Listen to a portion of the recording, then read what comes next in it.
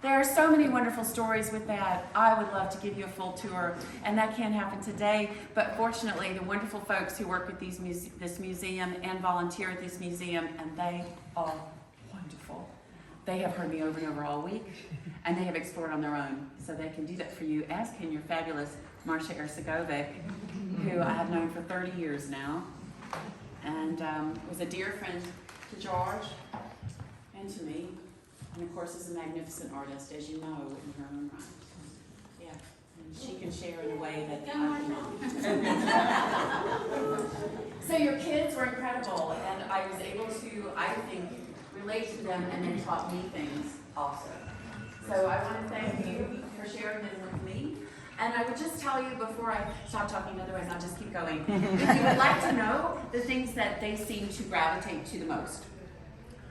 First of all, this piece over here with the dog on the tomb is one of George's very last paintings. He painted it just months before he died. He had just found out that his lung cancer had returned. George got lung cancer from painting. We go in depth into that in the school tours, specifically from the spray varnishes. He literally poisoned himself, spraying and painting at the same time for decades in unventilated spaces.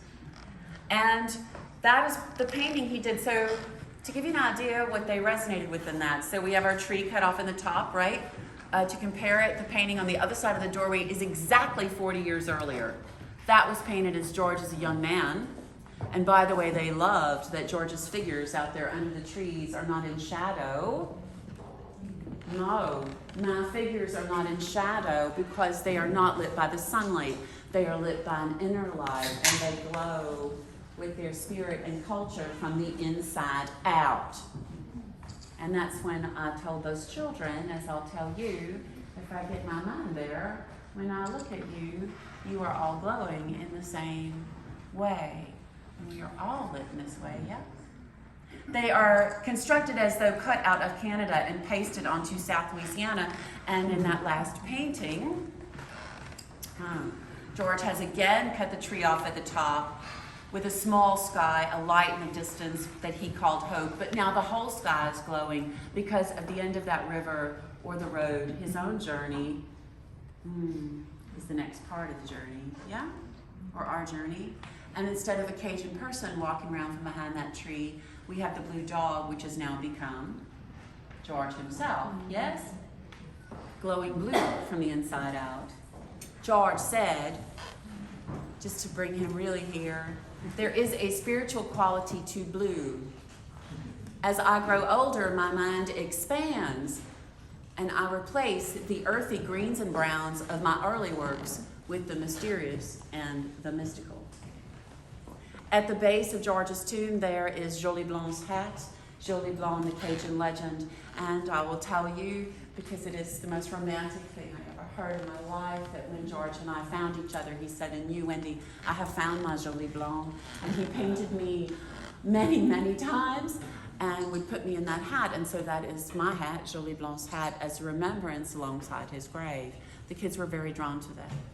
And from there, we would move into the back room, and they loved watching George paint. He's painting on a riverboat in a film done by this man right here, Douglas Magnus, exactly 20 years ago. And today, Douglas and I are married. He and George were very close friends, and they collaborated on art projects together. It's amazing. And the painting that he's painting on that film is directly across from it, and the kids got that right away. I hope some of you did. And the other one they went crazy over is the millennium. And y'all, if you have never talked to your kids or your grandkids about the millennium, do it! 1998, 1999. It was like the whole world was talking about it, right? Coming up to 2000, and I told them how people thought the world was going to end, but George and I thought the world was going to have a new chance. Yeah? Have a new chance to begin, which we all have right now. And finally, the most important piece in here is George's last self-portrait, which is just around the corner in that back room. It is a digital self-portrait because by the time he made it, George was too weak to sit at his easel any longer. He was lying in bed making art on his laptop, and he made it from a photograph I took of him when he was sitting at his easel painting one of his last works, which is actually in the front room here, unfinished. And I'll end with this. I'll end with, if you'll allow me, what I end with every single class with, and that is this. In the last few weeks of George's life, we were in the hospital in Houston. And by this time, the cancer had entered his cerebral spinal fluid. And the way I explain that to the kids is it has traveled up his back and surrounded his brain and swelled the cells there. And he was still George. He still had all of his wonderful ideas and thoughts. But because of this condition, he had a hard time translating those things into things that could come out of speech.